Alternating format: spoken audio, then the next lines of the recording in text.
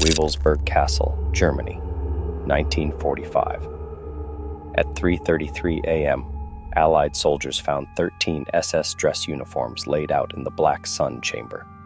Boots polished, iron crosses gleaming, each garment empty, yet standing perfectly upright. No bodies, no blood, just a ritual circle carved into ancient stone, still smoking, and torches that have burned without fuel for 7 days. From the depths of my collection, the War Maestro brings you a tale of what happens when the elite of the Third Reich reached too far into the darkness, and the darkness reached back. Spring 1944 cast long shadows across Nazi Germany as the Wehrmacht retreated on all fronts. Operation Overlord loomed on the horizon, and Soviet forces pushed relentlessly westward. While conventional battles raged, SS Reichsfuhrer Heinrich Himmler pursued a different kind of warfare from his command center in Westphalia, Wewelsburg Castle. Recently declassified OSS documents reveal that Himmler diverted over 13 million Reichsmarks to this seemingly minor fortress, far more than its military significance warranted. The castle's triangular architecture had been meticulously renovated according to ancient Germanic principles, each stone placed with mathematical precision. But it was the North Tower that consumed most of the budget, its purpose classified beyond even the SS's highest security clearances. SS Hauptsturmführer Klaus Richter stood at attention in the castle's marble-lined gathering hall, 12 other high-ranking officers beside him. The assembled men represented the elite of Himmler's occult research division, doctors of archaeology, experts in Germanic folklore, and veterans of expeditions to Tibet and Antarctica. Their academic credentials stood at odds with the ceremonial daggers at their belts and the death's head insignia on their caps. Himmler paced before them, his wire-rimmed glasses catching torchlight. "Gentlemen, the war has reached a critical phase. Conventional weapons alone will not secure our victory."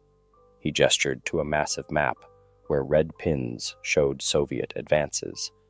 "But there are other weapons, older weapons, that our enemies cannot counter."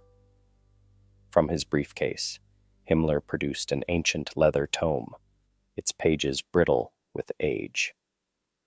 Recovered texts suggest it was taken from a Tibetan monastery in 1938. The book contained a ritual that promised power over death itself. Not immortality, but something far more terrifying. That evening, as darkness fell over Westphalia, 13 pairs of boots echoed through torch-lit corridors. The chosen officers descended into the North Tower's lowest level, the Black Sun chamber. Its circular walls bore an intricate pattern of dark runes, and its dimensions followed proportions that hurt the eye to study too long. As Richter sealed the heavy oak door, none of the officers noticed how their shadows seemed to move independently, or how the runes appeared to shift when viewed from the corner of the eye. The last official SS communication from the chamber was logged at 21:33. Ritual commenced as planned, all participants present. None of the 13 men would ever be seen again. But their uniforms remained, standing at attention in a perfect circle, as if waiting for something or someone to fill them once more. May 8th, 1945, the day Germany surrendered. While celebrations erupted across Europe, Lieutenant Daniel Kessler led his specialized OSS team toward Wewelsburg Castle. Operation Paperclip was in full swing, with Allied forces racing to secure Nazi research before it vanished into the chaos of defeat. Kessler had chosen his men carefully. Tech Sergeant Mike Rodriguez, A former radio engineer from Brooklyn could make any equipment talk. And lately, he'd been hearing things in the static that kept him awake at night. Sergeant James Williams, a seminary student before the war, carried both a Bible and a Thompson, increasingly unsure which offered better protection. Corporal David Mason, a battle-hardened veteran of Normandy, maintained his stoic demeanor even as others whispered about what they'd found in other Nazi research facilities. Private Thomas Jenkins had been a stage magician before the war, his talent for seeing through illusions making him invaluable in detecting camouflaged positions. Private William Cooper's perfect German and knowledge of SS protocols came from years translating intercepted communications, though lately he'd been having dreams in German that he couldn't explain. They approached the castle under leaden skies, its triangular shape stark against the horizon. Rodriguez's equipment began malfunctioning half a mile out. "Sir," he called, adjusting dials with practiced hands, "getting some weird frequencies. Almost sounds like German radio traffic. But the patterns are all wrong." A local groundskeeper, Hans Weber, intercepted them at the gate. His hands trembled as he clutched Kessler's sleeve, eyes darting toward the North Tower. "The British came last week," he whispered in broken English. "4 men, only 3 left. The missing one, his boots still march at night, always at 3:33. Williams crossed himself, a gesture that looked out of place against his battlefield-worn uniform. Mason muttered something about superstitious civilians, but his hand tightened on his M1 Garand. Inside, they found evidence of hasty evacuation, half-empty coffee cups in the kitchen, scattered documents in the offices, a lingering scent of incense in the corridors. But something felt wrong about the emptiness. Shadows seemed to linger after they passed. Footsteps echoed too long in the stone halls. "Sir," Rodriguez called from his radio set up in the Great Hall. "All our watches. They're showing 3:33. He held up his wrist chronometer. "Been that way since we entered." Cooper found a logbook, its final entries increasingly erratic. The last page documented unusual phenomena after something called the Richter ritual. Lights operating without power, voices in empty rooms, soldiers reporting identical nightmares about uniforms that moved without men. As evening approached, Kessler noticed his men growing uneasy. Jenkins swore he saw someone in an SS uniform turn a corner, but pursuit revealed only empty corridors. Williams kept glancing at his reflection in polished marble walls, as if expecting to see someone else looking back. That night, reviewing seized documents by lamplight, Kessler found something impossible.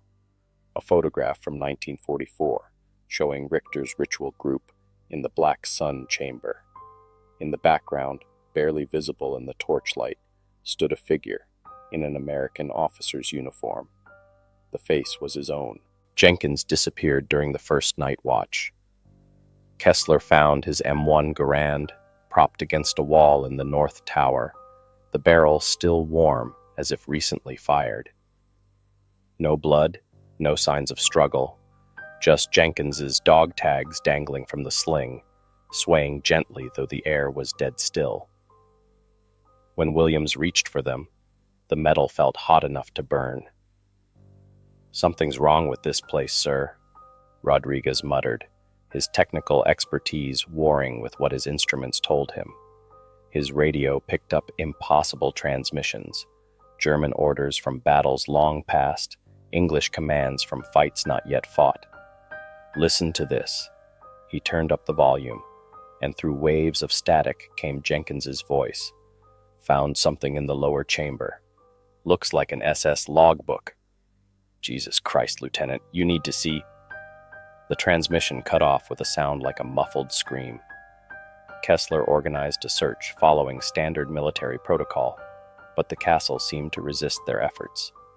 Mason, usually unshakable, reported that corridors changed length as they walked them. 20 paces one direction, he demonstrated, counting steps.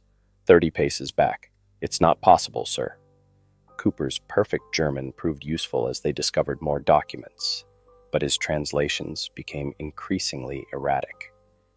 He would switch mid-sentence between English and German, sometimes speaking in a clipped accent that matched the SS officer's reports. During one translation, he paused, staring at his reflection in a window. "Mein Gott," he whispered, then recoiled as his reflection continued speaking without him. Williams found himself drawn to the black sun chamber. The seminarian in him recognized elements of ancient ritual circles, but perverted into something darker. "The proportions are wrong," he explained, measuring the diameter. 39 feet, then 41, then 43. It's like the room is breathing. The chamber itself defied their attempts to document it. Photographs came back overexposed or completely black. Sketches seemed to alter themselves when no one was looking. The empty uniforms standing in their perfect circle appeared to shift position between glances, their iron crosses tilting to track movement like hollow eyes. When Kessler tried questioning Weber again, the groundskeeper only pointed to the castle's highest window. There, clearly visible, stood a figure in an American officer's uniform. Even at that distance, Kessler recognized himself, but he was standing in the courtyard. That evening, as he documented the day's events in his field journal, Kessler's precise, military handwriting began to change.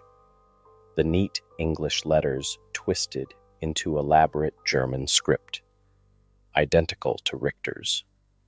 Looking back through his previous entries, he watched in horror as the words rewrote themselves, present becoming past, English morphing into German.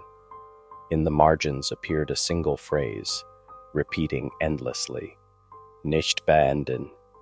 Es lebt. Don't end it. It lives." A scream from the barracks interrupted his writing. They found Cooper's bunk empty, his uniform laid out with parade ground precision. The fabric was still warm, and from within it came the sound of breathing. With 3 men now missing, Kessler needed answers. Intelligence had located Johann Meissner, a former SS officer living in a bombed-out village nearby.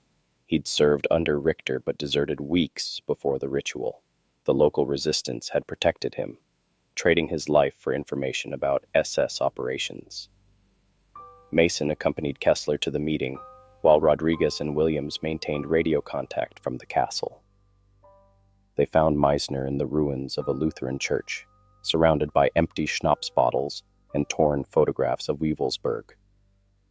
The former SS officer's hands shook as he poured drinks, his once pristine uniform now a ragged civilian coat. "I remember when they brought the book," Meissner began, his voice cracking. "From Tibet. The lamas there had kept it sealed for centuries. They said it contained a ritual of binding, not to summon something, but to become something."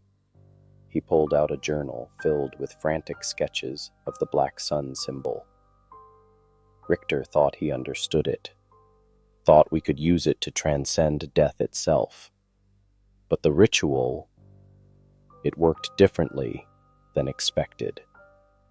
Kessler noticed something odd about Meissner's sketches. They seemed to move on the page, the lines shifting when viewed directly. Mason saw it too, rubbing his eyes in disbelief. "The castle changed after they started preparing," Meissner continued. "Men would encounter themselves in corridors. Some remembered battles they hadn't fought yet. Others forgot battles they had survived." He took a shaking breath. "I saw myself die 3 different ways in one day. That's when I knew I had to leave." Through their radio, Rodriguez's voice crackled. "Sir, something's happening here. Williams was checking the black sun chamber and static overwhelmed the transmission, replaced by a voice speaking German. Kessler recognized it as Williams, though he didn't speak the language. Meisner grabbed Kessler's wrist with surprising strength. "You've seen them, haven't you? The uniforms that stand empty but move. The shadows that walk like men." His eyes went wide. "You're part of it too. I remember you. Not from now. From then. You were there that night, standing in the circle with Richter." "Impossible," Mason interjected. "Lieutenant Kessler was in training at Fort Benning in 44. "Check your tags," Meisner insisted. "Both of you." With trembling fingers, Kessler pulled out his dog tags. The metal burned hot against his skin. The date of issue read March 1944, months before he'd even enlisted. Mason's tags showed the same date. "Time isn't right in there," Meisner whispered, shrinking back into the shadows. "The castle. It remembers. And now it's remembering you." He pulled out one final photograph, the ritual circle from 1944. In it, Kessler could clearly see Mason standing among the SS officers, wearing a black uniform that somehow looked as natural on him as his American one. The radio crackled again. William's voice came through, first in English, then German, then both simultaneously.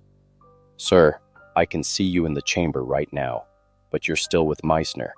You're wearing both uniforms." Returning to Wewelsburg, Kessler and Mason found the castle's atmosphere had changed. The air felt thick, resistant, as if time itself had congealed in the corridors. The stone walls seemed to pulse with a subtle rhythm, like a giant heart beating beneath the masonry. They discovered Rodriguez in the radio room, his equipment scattered across the floor. He sat rigid in his chair, speaking into a dead microphone in flawless German, describing a ritual he couldn't possibly have witnessed. When Kessler touched his shoulder, Rodriguez snapped back to awareness, his Brooklyn accent returning. "Sir, I remember things I never lived." The memories hit Kessler like shrapnel, sharp, painful, undeniably real. He remembered standing in the black sun chamber, but wearing an SS uniform, the weight of an iron cross at his throat. Richter explaining the ritual's intricacies, while 13 candles burned in perfect formation. He could recall every detail. The way incense smoke curled in specific patterns, the exact cadence of ancient words, the burn of the ceremonial dagger as they drew their blood. "Lieutenant," Mason called from the corridor, his voice shaking. "Williams. Something's wrong with Williams." They found the former seminary student in the castle's chapel, conducting a service in German, Latin, and English simultaneously.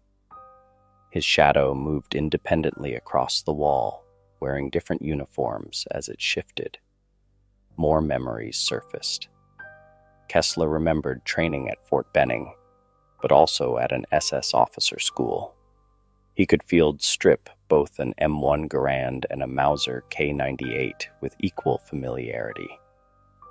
His mind held detailed knowledge of American and German military protocols, not as learned information, but as lived experience. In Richter's office, they found Williams studying his reflection in a mirror. "Look closely, sir," he whispered. "We're all here. We've always been here." In the glass, their reflections wore both American and SS uniforms, moving asynchronously, like double-exposed photographs, come to life.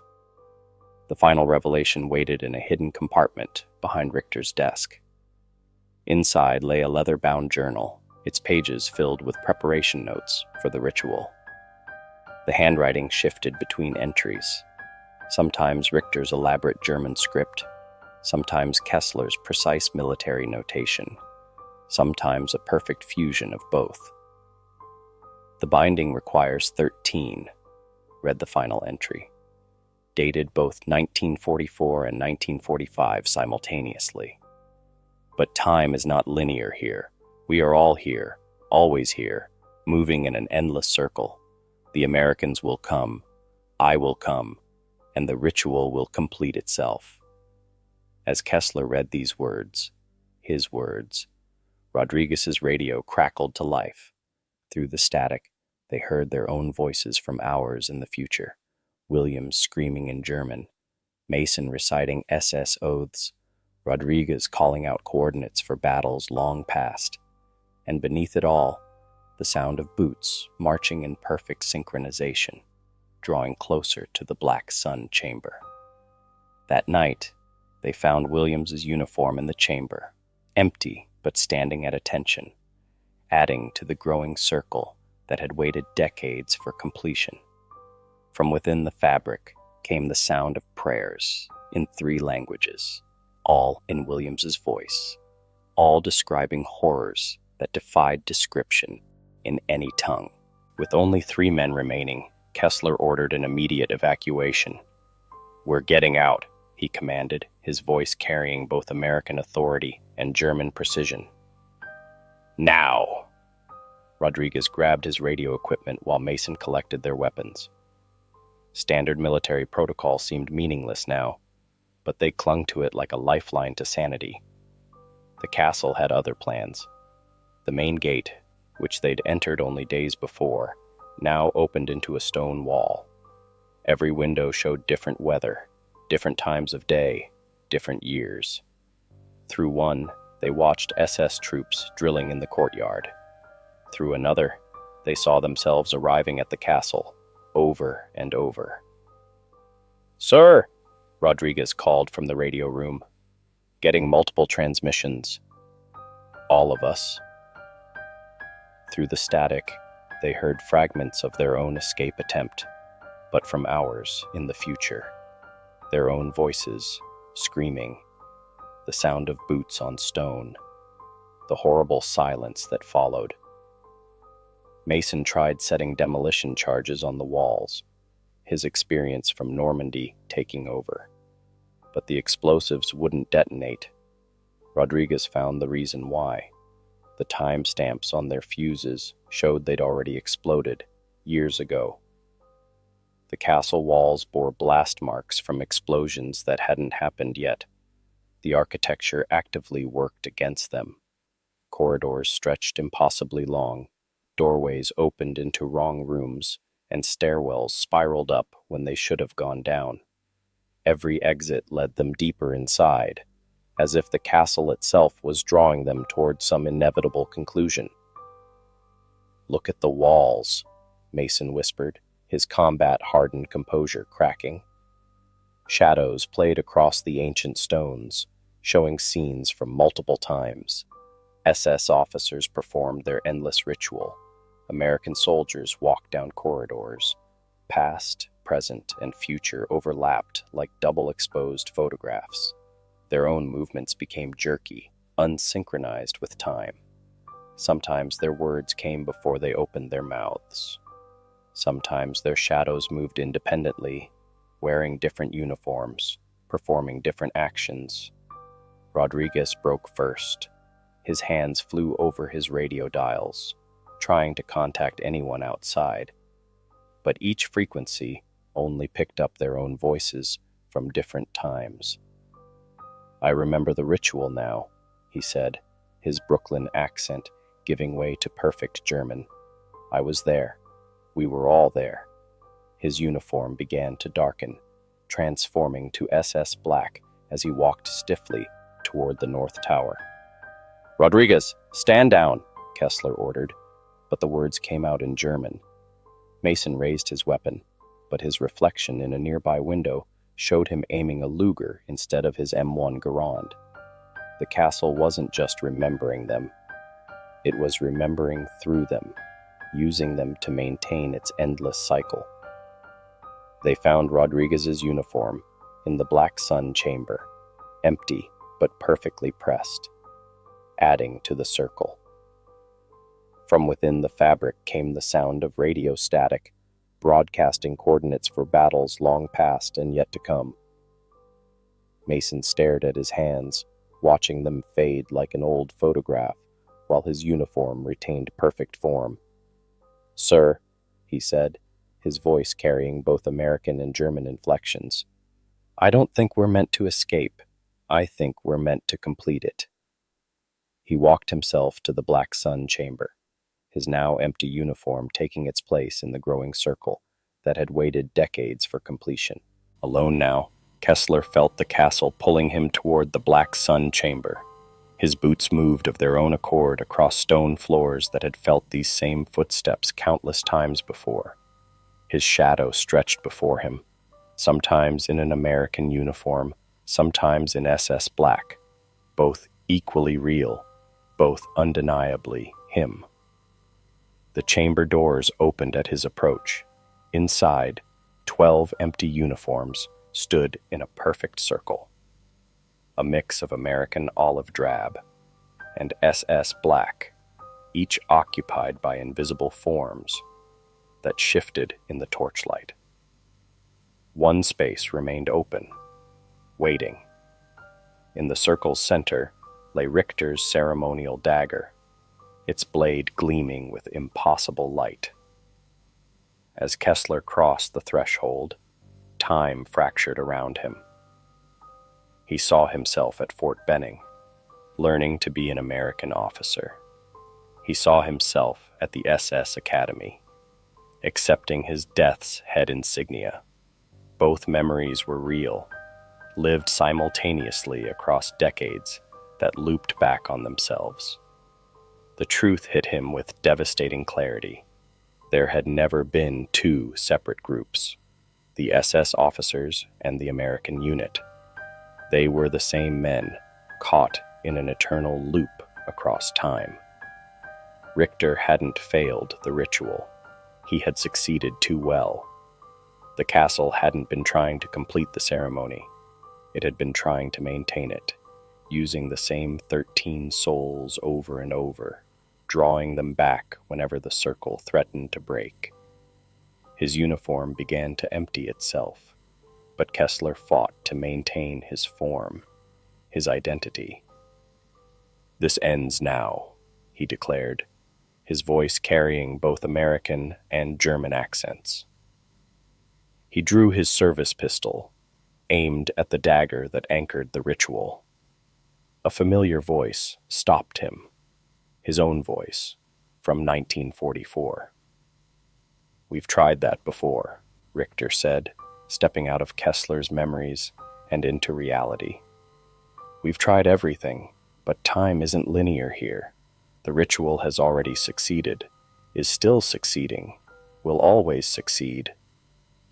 The chamber filled with whispers, 13 voices, all his own, speaking across decades. His finger tightened on the trigger, but he knew it was futile. The pistol had already fired, would always fire, had never fired. The bullet would miss, had missed, would always miss. Kessler looked around the circle, recognizing each uniform now. Jenkins, the magician who could see through illusions, but couldn't escape this one. Williams, whose prayers echoed in 3 languages through time. Rodriguez, whose radio picked up transmissions from past and future, because they were all one moment. Mason, who had tried to demolish walls that had already absorbed every explosion he would ever set. Cooper, whose perfect German came from memories he'd always had but never lived. "Nicht beenden," Kessler whispered, accepting his role in both past and present. "Es lebt." His uniform took its place in the circle, perfect and empty, completing the pattern once again. The torches would burn forever, waiting for the next 13 souls, who were always the same 13 souls, caught in the castle's eternal ritual. 3 days later, another Allied unit arrived to investigate the disappearance of Kessler's team. They found 13 uniforms arranged in a perfect circle, in the Black Sun Chamber. Somewhere in time, boots still marched, orders were still given, and men still disappeared into uniforms that stood forever at attention, waiting to remember once again. A declassified OSS report from June 1945 notes the disappearance of Lieutenant Kessler's team as unexplained, listing their status as MIA. However, Allied occupying forces reported unusual phenomena at Wewelsburg Castle throughout the summer of 1945. Unexplained radio transmissions, uniforms found standing at attention in empty rooms, and the persistent sound of marching boots in the North Tower. In 1949, the British Army attempted to demolish the castle's North Tower. The charges failed to detonate. The demolition team reported finding their own boot prints in dust that hadn't been disturbed in years. Today, Wewelsburg stands as a museum and memorial. But visitors to the Black Sun Chamber sometimes report seeing uniforms, both Wehrmacht black and Allied olive drab, standing in formation when the room should be empty. Tour guides refuse to enter at 3:33, and security cameras consistently malfunction at that exact time. In 2010, renovation workers discovered a hidden cache of documents behind a stone wall. Among them was a photograph showing 13 uniforms standing in a perfect circle, dated both 1944 and 1945. The uniforms continue their eternal vigil, waiting for the next 13 souls who have always been and will always be the same 13 souls. The War Maestro's archive contains many dark tales from humanity's conflicts, but few speak of horror as personal, as intimate, as the eternal ritual of Wewelsburg Castle. For in its halls, the line between victor and vanquished, past and present, living and dead, remains forever blurred in an endless circle of remembered horror. Before you leave, check your reflection in the mirror. If it moves a second too slowly, you might already be part of the archive. Join our ranks by subscribing. The notification bell ensures you won't miss the next transmission from history's darkest battlefields. Share this tale with fellow seekers of military mysteries, and leave a comment below telling us. What time does your watch show right now? Is it 3:33? It always is in Wewelsburg.